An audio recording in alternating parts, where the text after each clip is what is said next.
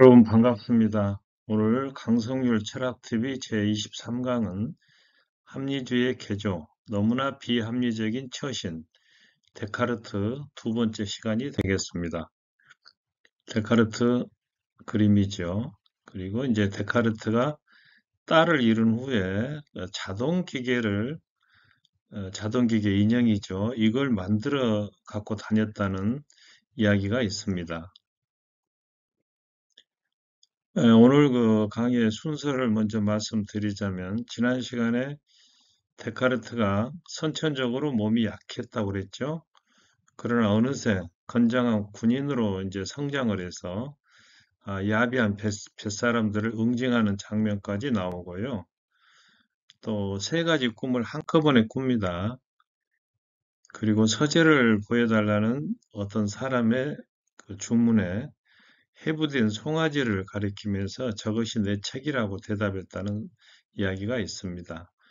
그리고 잃어버린 딸과 인형의 이야기, 이런 순서로 영상 제작해 봤습니다.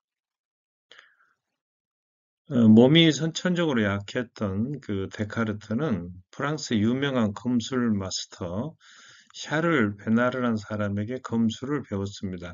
이건 젊었을 때 데카르트의 모습입니다. 데카르트는 귀족은 아니었지만 병사 훈련을 받을 때 수행원을 들 만큼 상당히 부유했고, 사병복무의 검술 수련도 열심히 할 정도의 건강을 회복했습니다.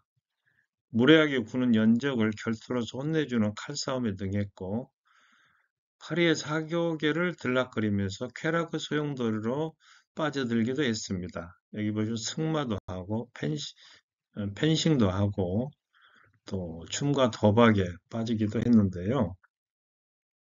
자, 어느 날 데카르트가 동부 유럽을 돌아서 프랑스로 돌아오던 중에 이 네덜란드 서해안으로 건너기 위해서 배 한 척을 세냈다고 합니다. 야비한 뱃사람들은 데카르트를 떠돌아다니는 장사꾼쯤으로 생각을 해서 돈을 많이 가진 것으로 단정을 하고, 또 더구나 외국인이었기 때문에 돈을 빼앗아도 크게 말썽이 일어나지 않을 거다, 이런 계산을 하고, 또 성품이 조용하고 안색이 온화한, 얼굴색이 따뜻한 그의 예의 바른 태도로 인해서 이제 얕잡아 본 거죠. 그래서 또 데카르트의 외국어를 잘 모를 것으로 믿고 때려 죽여서 물에 빠뜨리고 소유물을 차지하자, 이렇게 이제 음모를 꾸민 거예요. 그러나 네덜란드어와 독일어를 이미 배운 데카르트는 이제 프랑스 사람이지만 인접 국가의 언어를 다 배운 거죠. 처음부터 이들의 말을 다 알아듣고 있었습니다. 그리고 어느 순간에 벌떡 일어나서 칼을 빼어 들고는 뱃사람들의 언어로 고함을 질렀는데요. 더 이상 나를 모욕하면 당장에 찔러 죽이겠다, 이렇게 소리를 지른 겁니다. 그래서 이제 이 혼비백산한 이 뱃사람들이 조용히 그를 건네주었다고 하죠. 그래서 이 일화에서 우리가 알 수 있는 것은 데카르트가 기지와 용기, 결단성도 함께 갖춘 인물이었구나, 이걸 우리가 이제 알 수 있었다는 거죠. 자, 우연한 만남. 데카르트는 21살에 이제 아버지에 의해서 다시 파리로 보내졌는데요. 이게 이제 17세기 파리 시가지 모습입니다. 여기 파리에서 이제 수학과 관련된 도박을 이제 하면서 위안을 삼았던 것 같아요. 근데 이제 사병에서 장교가 된 데카르트가 길을 걷다가 벽에 붙은 광고지를 발견하고 네덜란드어로 된 광고 문안을 한 행인에게 이제 물어봤습니다. 근데 마침 그 사람이 누구냐면은 네덜란드 대학 학장이자 수학자였던 이사크 베크만이었어요. 베크만은 데카르트에게 이런 제안을 합니다. 내가 제시하는 기하 문제를 하나 풀어주면 청을 들어주겠다. 그러자 데카르트는 그때까지 아무도 풀지 못했던 이 수학 문제를 몇 시간 만에 풀어냈습니다. 그리고 이제 이 베크만 학장과의 친교는 데카르트에게 학문의 길을 열어주었다는 거죠. 이 사진은 현재 네덜란드 암스텔담 대학교의 그 모습입니다. 어느 날 데카르트는 23살 때 도나우강, 다뉴브강이라고도 하죠. 가에 이제 울룸이라고 하는 작은 도시의 여기입니다. 여기 독일에 있는데 그 근처 마을 한 병영에서 난로가에서 이 사색에 잠겼는데 잠깐 꿈인지 백일몽인지 이거 세 가지 꿈을 한꺼번에 꿨는데 이제 이때가 언제냐면 독감에 걸려서 벽난로 안에서 문을 굳게 잡고 잠이 들었을 때예요. 이게 울룸 시가지입니다. 자, 첫 번째 꿈은 심한 바람이 불고 있는 거리 한 모퉁이에 오른쪽 다리가 약해서 이제 제대로 서 있을 수도 없었는데 바람에 흔들리지 않는 한 사람 쪽으로 데카르트 자신이 이제 날아가 버린 거예요. 날아가 버렸어요. 두 번째 꿈은 미신으로 흐려지지 않는 과학의 눈으로 무서운 폭풍을 바라보고 있었는데 이 폭풍은 데카르트에게 아무런 해도 끼치지 못했다는 겁니다. 세 번째는 테이블 위에 사전과 그 옆에 다른 책이 놓여 있었는데 나는 어떠한 생활을 보내야 할 것인가라는 글이 써져 있었고 이때 한 낯선 사람이 다가와서 학문의 참과 거짓으로 시작하는 시를 보여주었다는 겁니다. 자, 첫 번째 꿈은 과거의 오류에 대한 그 경고고 두 번째 꿈은 그를 사로잡은 진실의 정신, 즉 과학이죠. 근세 일어나기 시작한 과학 정신이 내습하고 있다는 것. 마지막 꿈은 모든 과학의 가치의 길을 열 것을 명령받은 거다. 이렇게 해석을 한 겁니다. 그리고 결국 신으로부터 사명을 받았는데 철학 전체의 체계를 새롭게 정립하라. 이런 이제 감동을 받았다는 거죠. 그래서 흥분한 나머지 이제 군대 생활을 모두 청산하고 철학에 전념하게 된 겁니다. 여기 보시면 철학과 이제 관련 그 학문들인데요. 자연과학, 수학, 논리학, 이렇게 쭉 이제 미학, 여러 학문이 있지만 오늘날에도 이제 논리학이나 인식론이나 윤리학, 존재론, 형이상학, 이런 학문은 이제 철학의 고유한 분야로 남아 있지 않습니까? 데카르트는 이제 프랑스에서 네덜란드로 이제 자주 오갔는데요.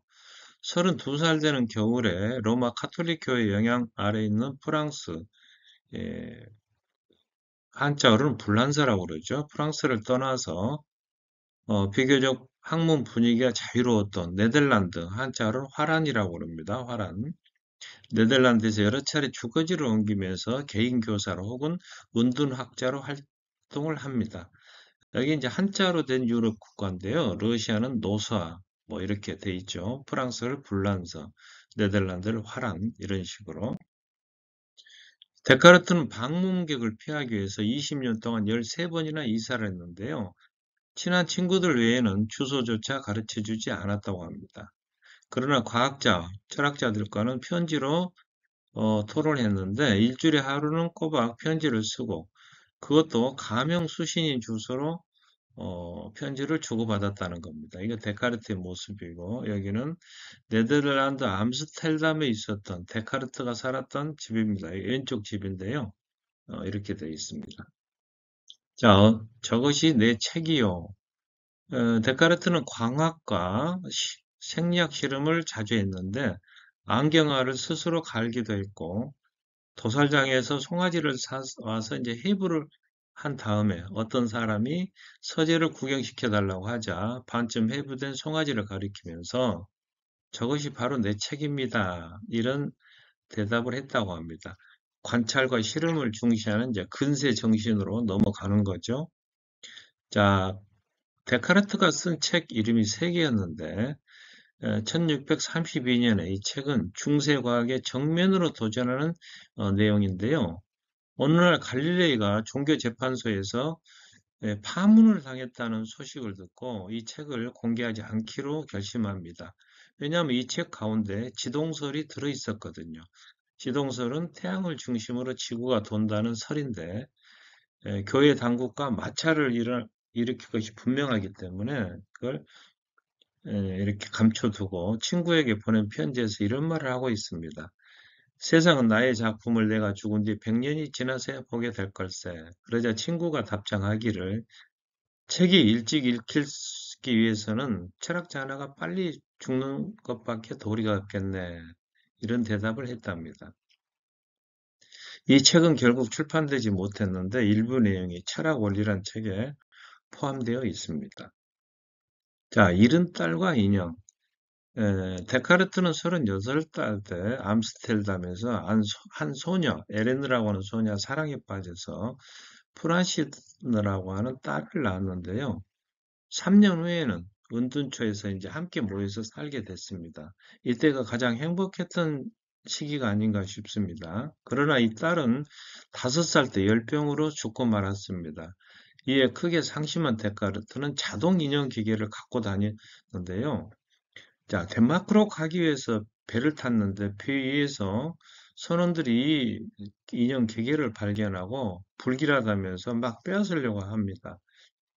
그러자 데카르트는 필사적으로 저항하는데요. 결국에 빼앗기게 되죠. 우리가 이 장면에서 알 수 있는 것은 합리주의의 개조라고 일컬어지는 데카르트가 너무나 비합리적인 행동을 한 거 아니겠습니까? 왜냐하면 평소 데카르트는 동물을 자동기계, 즉 스스로 작동하는 기계에 지나지 않는다고 말을 했거든요. 여기 이제 그 오리를 기계로 본 그림인데요. 이 아래 그림은 뭐냐면 생제르망 왕실 정원에 있던 자동 인형과 기계 장치입니다. 그래서 데카르트는 학생 시절 이 기계를 보고 굉장히 충격을 받았다고 그래요.